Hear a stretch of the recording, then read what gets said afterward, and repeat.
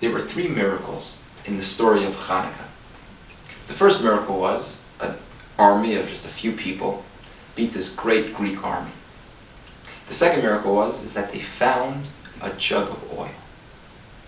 And the third miracle was that little oil lasted for 8 days, which is the 8 days of Hanukkah, right? We light the menorah 8 days. Mystically, the greatest miracle was the second. The fact that they found the jug of oil. Because what's the story of Hanukkah spiritually? You have a bunch of Greeks, they come into the temple, and they defile the oil. They didn't pour it out, they didn't get rid of it, they just touched it. They put their Greek hands on that oil. They took their Greek mythology and philosophy, and they contaminated the oil. Oil actually represents our intelligence. That's what the Greeks did. They defiled the Jews. So physically they did it with the oil, but also spiritually. We had a big problem with the Hellenism then. That's what the Greeks did.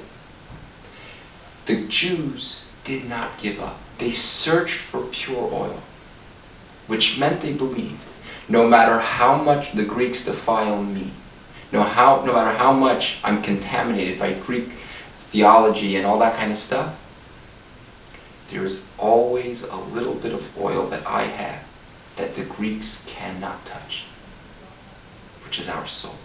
There's a part of my soul that can never get contaminated. And they searched, and they found it. Now, once they found it, that oil burns forever. The fact that it lasted 8 days, that was not as great of a miracle. Because that oil, if you find that part of your soul, it burns forever. The miracle was they did not give up. They knew they had it and they searched. And the same thing, of course, is with us. Sometimes we feel contaminated. We feel defiled.